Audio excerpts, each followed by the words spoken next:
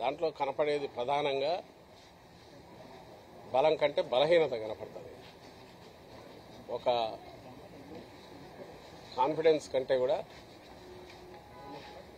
ఏదో దింపుడు కళ్ళం ఆశ, ఎట్లా అట్లా ఈ ఎన్నికల్లో అతుకులు వేసుకునైనా మేము నిలబడాలనే ధోరణి కనపడుతుంది. బలహీనత రెండు వైపులా, కానీ అత్యంత దయనీయమైన పరిస్థితి. పాపం ఆయన పవన్ కళ్యాణ్ చూస్తే చాలా దయనీయంగా ఆయన రావడం కానీ ఇక్కడికి అంటే ఒక పొలిటికల్ పార్టీకి ఉండాల్సిన ఒక డెకోరం మెయింటైన్ చేయగలిగిన దీంట్లో కూడా అతను లేడు. అలాగే చంద్రబాబు నాయుడు ఏది పడేస్తే వాటిని తీసుకొని దాంతో తృప్తిపడి తానుకున్న లేదా తాను ఉందనుకుంటున్న ఓట్లన్నీ కూడా గుత్తమొత్తంగా చంద్రబాబుకు అప్పచెప్పాలా అనే ఆతృత ఆయనలో కనపడుతుంది పవన్ కళ్యాణ్. సరే, దానికి మళ్ళీ ఒక కలరు, ఎందుకంటే అత్యంత ఇమ్మీడియట్ తక్షణ కర్తవ్యం వచ్చి వైఎస్ఆర్సీపీ పాలన నుంచి రాష్ట్రాన్ని విముక్తం చేయాలని. అసలు ఈయనకు లాస్ట్ టైం చేసినప్పుడే రెండు చోట్ల ఆయన పోయాడు. ఇప్పుడు వచ్చి వైఎస్ఆర్సీపీ విముక్త రాష్ట్రాన్ని తీసుకొచ్చి చంద్రబాబును ఎందుకు చేయాలనే దానికి రీజన్ అయితే లేదు.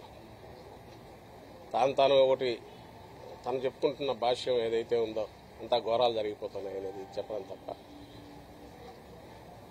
సరైన కారణం చెప్పలేకపోతున్నాడు. ఆ రోజు చెప్పలేకపోతున్నాడు, ఈ రోజు చెప్పట్లేదు. అయితే ఫస్ట్ నుంచి ఒక గ్రౌండ్ ప్రిపేర్ చేసుకుంటూ వస్తున్నాడు. అయితే మాకు చాలా రోజులు అర్థమవుతుంది.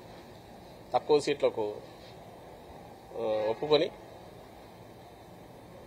పైగా అందులో పోటీ కాదు, విన్నింగ్ ఛాన్స్ ఎట్టుంది అనేది చూడాలా అనేది చూడడం. వీటన్నిటి ద్వారా తను బలము లేదు, స్పొరాడిక్గా అక్కడక్కడ ఉంది. ఒకవేళ ఏదన్నా ఉంటే అది చంద్రబాబు గుత్తమొత్తంగా ఇవ్వాలి అనే ధోరణి, విపరీత ధోరణి రాజకీయ పార్టీలో ఉండకూడదు పవన్ కళ్యాణ్లో కనిపిస్తుంటే. ఇంకో పక్క చంద్రబాబు నాయుడు తనకు అప్పనంగా దొరికిన జనసేనను మింగేసి ఏ రకంగా తద్వారా ప్రయోజనం పొందాలనుకున్నది ఆయనకు తెలిసిన ఏకైక విద్య ఏదైతే ఇలాంటి ఎత్తుగడల్లో వీటిలో పొత్తులు పెట్టుకోవడంలో.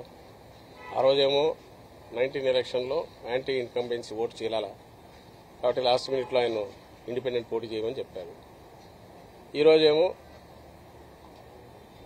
యాంటీ ఇన్కంబెన్సీ ఓటు ఉందనుకుంటున్నది చీలకూడదు, అందువల్ల ఆయన మళ్ళీ దగ్గరికి తెచ్చుకున్నారు. సో 14 నుంచి ఈయన పార్టీ పెట్టినప్పటి నుంచి పవన్ కళ్యాణ్ మొత్తంగా ఒక 100% subsidiary of Telugu Desam party, fully owned by Chandrababu Naidu అన్నట్టే జనసేన ఆయన పవన్ కళ్యాణ్ నడుస్తున్నారనేది మరోసారి తేటతెల్లమైంది. కానీ వాళ్ళు ఎన్ని జిమ్మిక్కులు చేసినా ఏం చేసినా 87% జగన్మోహన్ రెడ్డి గారి అందజేసిన పథకాల వల్ల బెనిఫిట్ అయిన స్టేట్ కన్సిస్టెంట్గా అన్ని సీట్లు గెలుచుకుంటూ కుప్పంలో కూడా విజయం వైపు అడుగులేస్తున్న నేపథ్యంలో వైఎస్ఆర్సీపీ వీటి వల్ల ఏం ఉపయోగం ఉండదు. పైగా ఒకటే కనపడేది ఏంటంటే ఒక రాజకీయ పార్టీగా పేరు చెప్పుకొని ఆయన తన సామాజిక వర్గాన్ని కానీ పవన్ కళ్యాణ్ లేదా తన అభిమానులు అనుకునే వాళ్ళని కానీ వాళ్ళని ఇంటర్వ్యూలో ఇట్లా మోసం చేయడం అనేది మాత్రం చూస్తే ఆయన చూసేదానికి జాలి కంటే కూడా ఆయన అభిమానించే వాళ్ళని చూస్తే జాలి కలుగుతుంది, పాపం అనిపిస్తుంది. ఇలాంటి లీడర్ అనుకునేవాడిని నమ్ముకోవడం, ముందు పెట్టుకోవడం అసలు పార్టీలాగా కూడా వ్యవహరించలేకపోయిన పరిస్థితి అనేది అక్కడ బాగా కనపడుతుంది.